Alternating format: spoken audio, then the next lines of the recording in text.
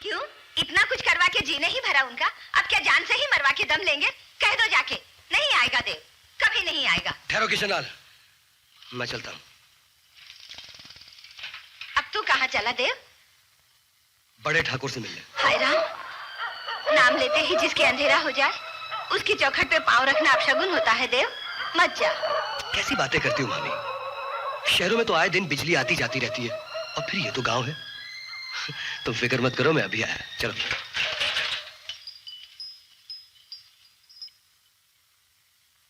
आ जाओ देवधर, हम यहीं बैठे।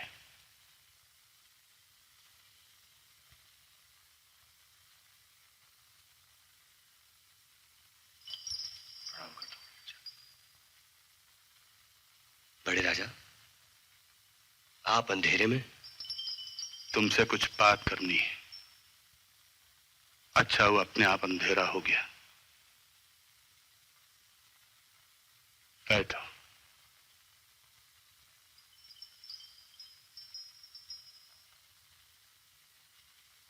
ये जो कुछ हम सुन रहे हैं तुम्हारे और रमा के बारे में, सच है क्या? जी, मैं मनोरमा से प्यार करता हूं। जबकि तुम जानते हो कि वो विधवा है। शहर से लौटने पर जब मैं पहली बार आपसे मिला था, तब मैंने आपके चरण छुए थे। सिर्फ इसलिए नहीं कि आप बुजुर्ग हैं, बल्कि आपके बड़प्पन का पता चला था मुझे। उस दिन आप महतो से उसकी विधवा बेटी का फिर से ब्याह करने को कह रहे थे बड़े राजा ठाकुर। वो बात और थी देवधर। हम लोग दुहरी जिंदगी जीते हैं, दूसरों के लिए और, अपने लिए कुछ और। ये सब दिखावा है। मगर हमारे यहां विधवा की दूसरी शादी नहीं हुआ करती। तो मैं आज्ञा लूं? बैठ जाओ। जी। अभी हमने अपनी बात पूरी नहीं की। ये तय है कि हम रमा की शादी फिर से नहीं कर सकते, इसलिए हम तुम्हें एक राय देते हैं।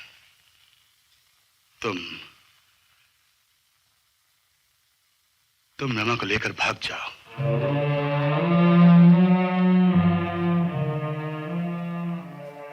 बड़े राजा ठाकुर? हाँ देवधर, हम उसी मासूम को जी भर के कोसेंगे कि कुल का नाम डुबोकर चली गई, और इस तरह अपनी नाक बचा लेंगे। तुम फिक्र मत करो, तुम लोगों के जाने का सारा इंतजाम हम खुद करवा देंगे। बस किसी को इस बात की खबर ना होने पाए। नहीं होगी, किसी को इस बात का पता नहीं चलेगा बड़े राजा ठाकुर। मगर मैं मनोरमा को भगाकर नहीं ले जाऊंगा। हाँ बड़े राजा ठाकुर, क्योंकि ये एक रमा और देव की जिंदगी का सवाल नहीं है। यह सदियों से चली आ रही गलत परंपराओं और रीत रिवाजों के खिलाफ लड़ाई है, जो नासूर बनकर हमारे समाज में फैल चुका है बड़े राजा ठाकुर। रमा अगर शादी का जोड़ा पहनेगी तो आपके आशीर्वाद से, आप खुद अपने हाथों से उसे डोली में बैठाकर विदा करेंगे, तब जाएगी वो। देवधर, यह धर्म युद्ध है बड़े राजा ठाकुर, इसमें समझौता नहीं होगा। या तो इसमें पूरी तरह हार होगी या जीत।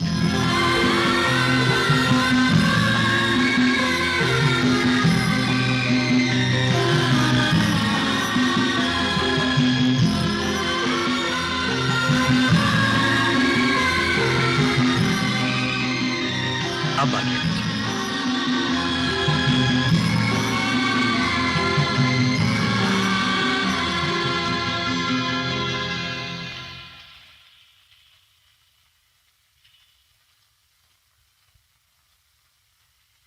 भगवान करे तुम जीतो और हम हार जाएं। आप भी कैसी बातें करते हैं छोटे ठाकुर। उस पिद्दी की ये मजाल के वो हमारे खानदान की इज्जत पर हाथ डाले। नहीं, ऐसी बात नहीं है। हमें लगता है कि सारा गांव, सारी बिरादरी उस कमीने देवधर के साथ है। आप उसकी चिंता करना छोड़ दीजिए। गांव तो गांव, अब ऊपर से भगवान भी आकर उसकी रक्षा करना चाहें तो उसे मौत के मुंह से बचा नहीं सकते। मैंने पूरा इंतजाम कर दिया है। ठाकुर साहब, आज ही रात उस कुत्ते की लाश के टुकड़े टुकड़े करके ऐसी जगह डाल देंगे कि चील कौवों को भी उसकी लाश का पता नहीं चलेगा।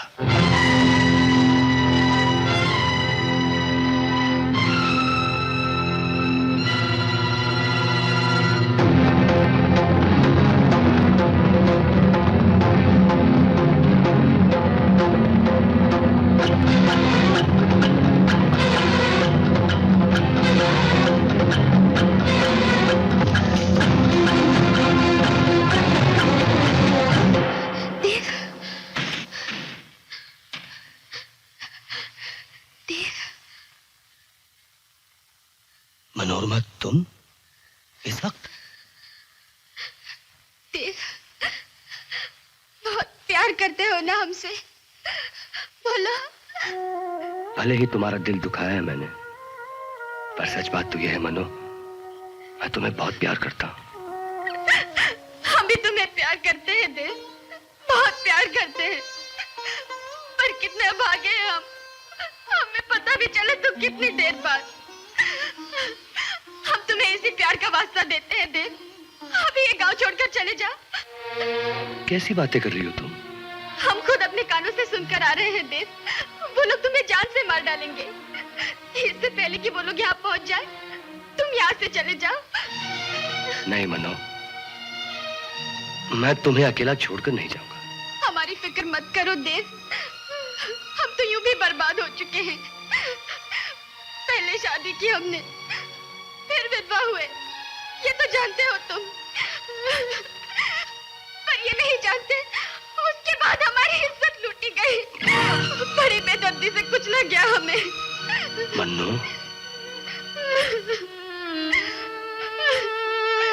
बासी कुचले फूल देवता के चरणों पर नहीं चढ़ाए जाते देव मेरे। अब तुम्हारे लायक नहीं रहे हम।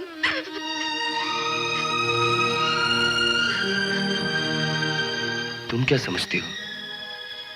मेरा प्यार मिटाने के लिए इतनी वजह काफी? हम प्यार मिटाने को कहाँ कहते हैं, पर इतनी बात मान लो, शहर वापस लौट जाओ। लौट जाऊंगा, मगर तुमसे शादी करने के बाद, उससे पहले नहीं। ठीक है, ठीक है, तुम्हारी इज्जत सही।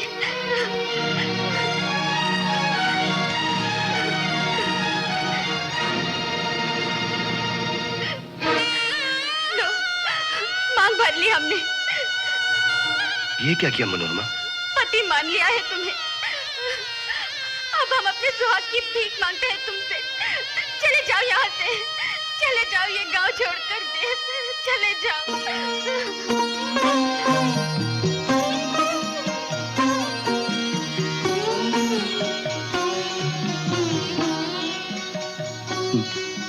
मन्नू,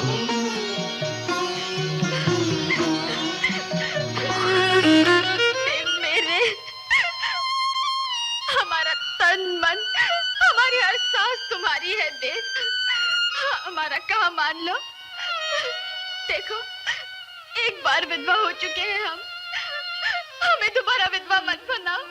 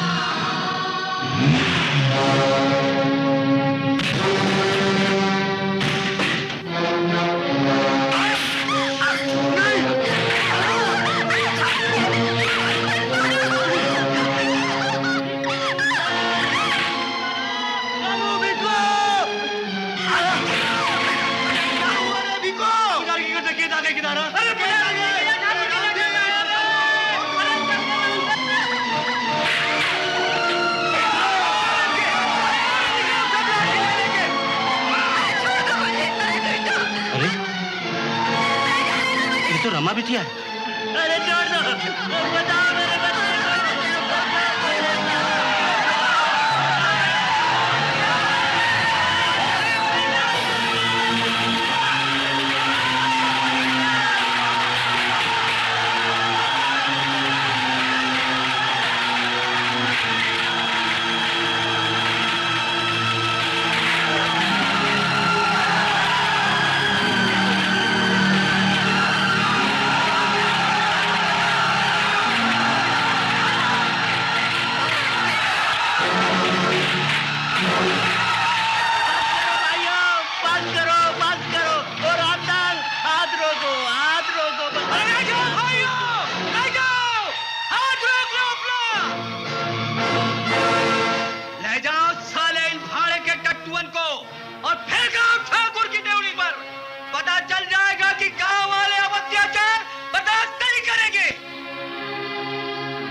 तो ठीक है, पर भाइयों, ठाकुर के आदमियों को मारकर तुम लोगों ने अच्छा नहीं किया। बेटी, हमें क्षमा कर दो, तुम अपने घर चली जाओ। हमारी वजह से गांव वालों को मुसीबत में डालना ठीक नहीं। हम आज ही इसी वक्त गांव छोड़कर चले जाते हैं। कितने गांव और बस्तियों को बदलोगी तुम मामी? जगह बदलने से ये सड़े गले नियम नहीं बदल जाते। जात पात ऊंच नीच के भेदभाव मिट नहीं जाते। किसी न किसी को तो ये लड़ाई लड़नी ही पड़ेगी मामी, लड़नी ही पड़ेगी।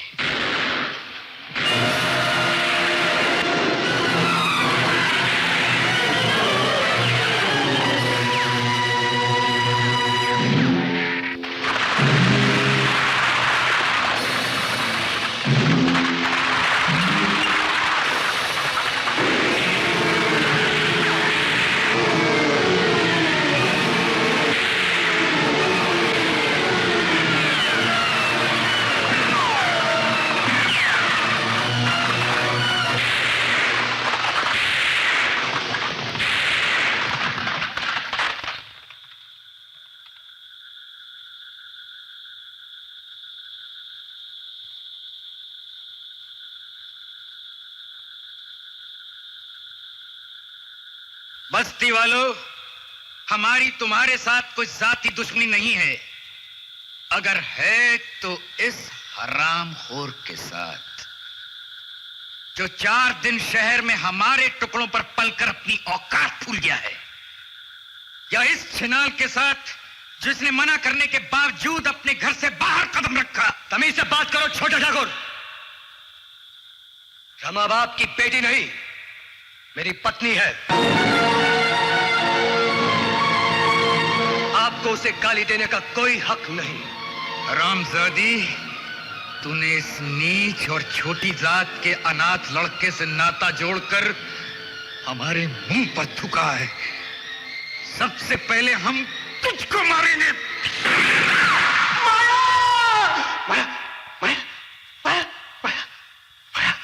वाह ठाकुर वाह, एक निर्दोष औरत को मारकर बड़ा इज्जत का ठेकेदार बनने आया है आज तू। अरे जा जा अपने गिरेबान में झांक। किसी गांव की औरत को छोड़ा है तूने? जिसे चाहा उसे नंगा खड़ा कर दिया अपने सामने। अरे तेरा बस चलता तो तू अपनी बेटी को भी नहीं छोड़ता। रुक जाओ भाइयों, रुक जाओ। अरे हत्यारे, इन निर्दोष लोगों की हत्या बंद कर दे। तेरा झगड़ा तो मुझसे है ना?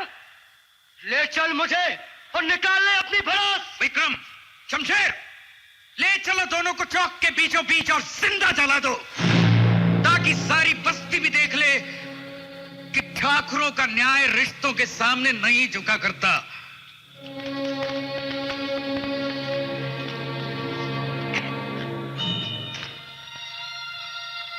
आप भी कैसी बातें करते हैं छोटे ठाकुर?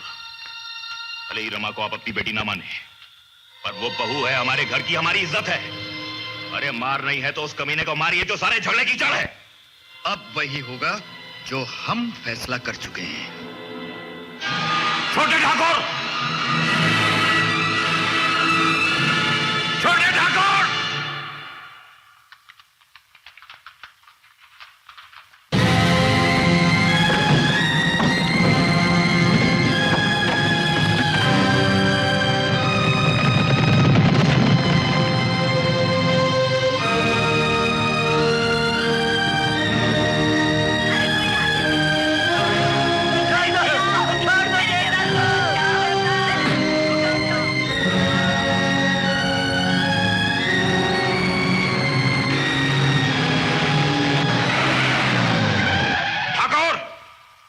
हमारे आदमियों ने टट्टुओं पर बैठे हुए तेरे इन हिमायतियों को चारों तरफ से घेर रखा है।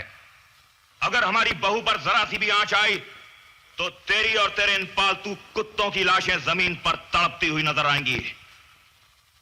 तुमने हमें बुलवाया था रमा को ले जाने के लिए, और हम उसे किसी भी कीमत पर लेकर जाएंगे।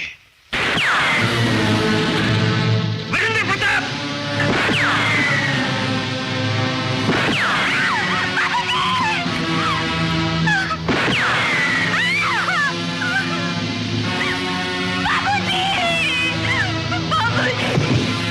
बाउंड कर रख दो इन टट्टुओं पर बैठे हुए ठाकुर के पालतू कुत्तों को।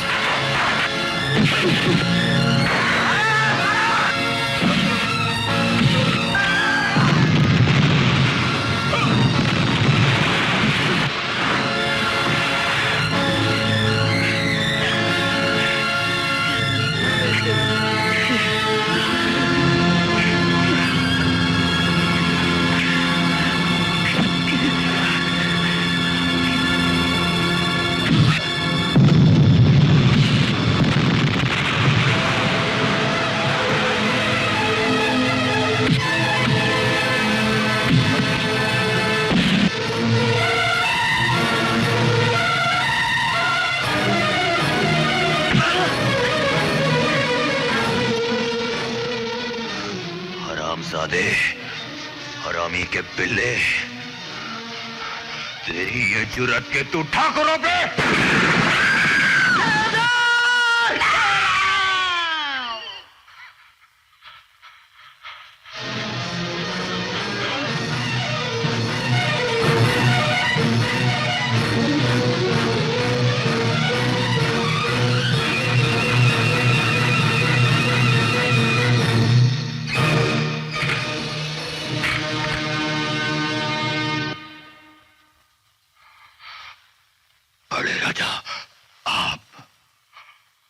वीरेंद्र प्रताप, तेरा पाप तो भगवान राम भी माफ नहीं कर सकते।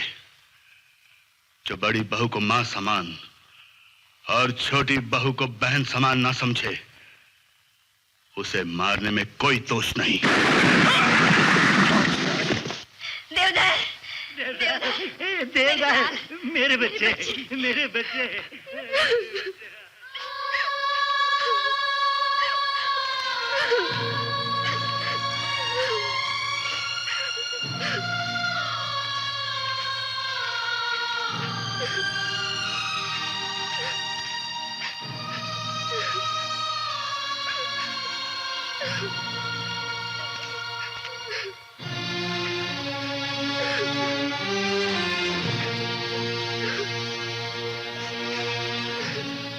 वीर सिंह, काश वक्त रहते ही आंखें खुल जाती। काश।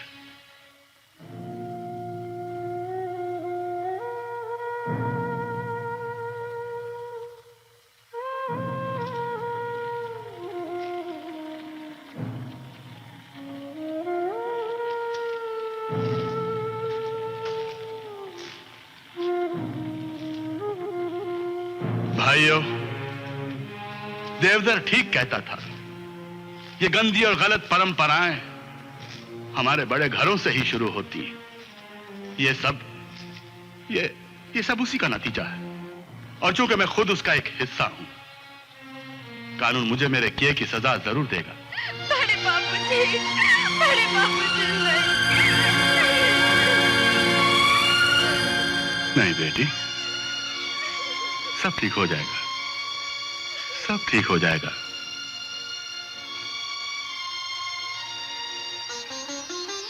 आओ बेटे, लो, संभालो इसे। देवधर भाई, तुम जीते और हम हार गए।